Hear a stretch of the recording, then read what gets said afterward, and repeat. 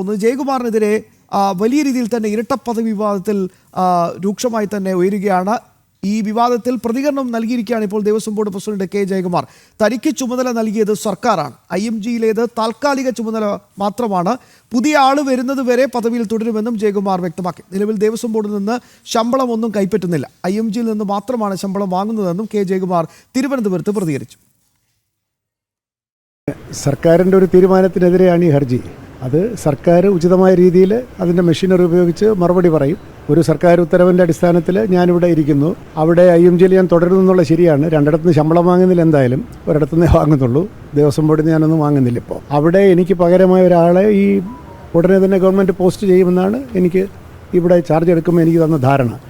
അതുവരെ തൽക്കാലത്ത് അത് ഇരിക്കുന്നു എന്നുള്ളത് മാത്രമേ ഉള്ളൂ. അതിനകത്ത് നിയമവിരുദ്ധമായ എന്തെങ്കിലും ഉണ്ടായിട്ട് എനിക്ക് തോന്നുന്നില്ല. പക്ഷേ സർക്കാരാണ് അതിന് മറുപടി പറയേണ്ടത്. സർക്കാർ അത് ഉചിതമായ രീതിയിൽ പറയും. അതിനുള്ള മെഷീനറി ഗവൺമെൻറ് ഉണ്ടല്ലോ.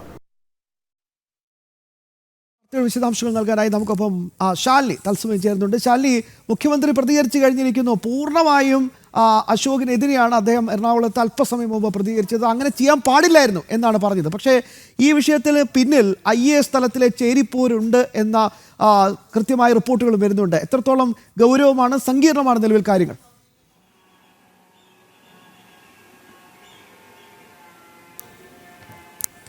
ശ്യാമ, തീർച്ചയായും. കാരണം നമ്മൾ കഴിഞ്ഞ കുറേ നാളുകളായി കണ്ടതാണ്, സംസ്ഥാനത്തെ ഉന്നത IAS ഉദ്യോഗസ്ഥർ തമ്മിൽ ഫേസ്ബുക്കിലൂടെ പോര് നടത്തുന്നു, തുറന്ന സംവാദത്തിലേക്ക് കാര്യങ്ങൾ എത്തുന്നു, തർക്കത്തിലേക്ക് എത്തുന്നു, സ്ഥലമാറ്റത്തിലേക്ക് എത്തുന്നു. ഇപ്പോൾ ഏറ്റവും ഒടുവിൽ വന്നിട്ടുള്ളത് മുൻ ചീഫ് സെക്രട്ടറിയും ഇപ്പോഴത്തെ ദേവസ്വം ബോർഡ് പ്രസിഡന്റായ കെ ജയകുമാറിനെതിരായിട്ടുള്ള ചില ആരോപണങ്ങളാണ്. അത് നൽകിയിട്ടുള്ളത് കാർഷിക ഉത്പാദന കമ്മീഷണർ ഡോക്ടർ B അശോകാണ്.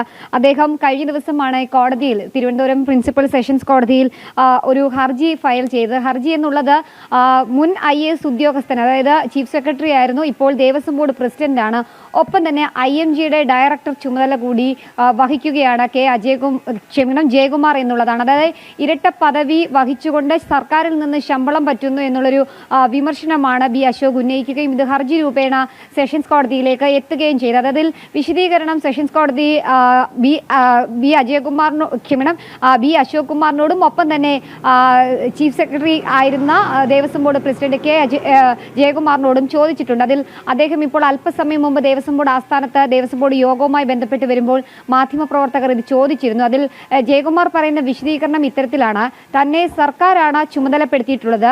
IMG എന്ന് പറയുന്നത് ഒരു ഓട്ടോണമസ് സ്ഥാപനമാണ്. ആ സ്ഥാപനത്തിന്റെ ഡയറക്ടർ ചുമതലയിൽ താൻ ഇപ്പോഴും ഇരിക്കുകയാണ്.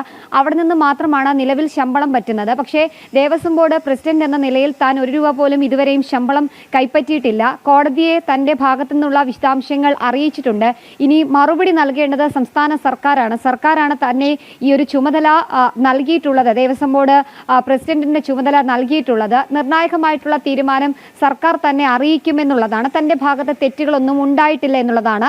ഇരട്ട പദവി താൻ വഹിക്കുന്നുണ്ട് എങ്കിൽ പോലും ഇരട്ട ശമ്പളം വാങ്ങുന്നു എന്നുള്ള ആരോപണം തികച്ചും തെറ്റാണ് എന്നുള്ളതാണ് കെ ജയകുമാർ ഇപ്പോൾ മാധ്യമങ്ങളോട്. കൃത്യമായി തന്നെ കൂടുതൽ പ്രതികരണം കൂടി നമ്മൾ പ്രതീക്ഷിക്കുന്നുണ്ട്. IAS തലത്തെ ചേരിപ്പോരാണ് ഈ വിവാദത്തിന് പിന്നിലെന്നാണ് ഏറ്റവും പ്രധാനമായ വിവരം.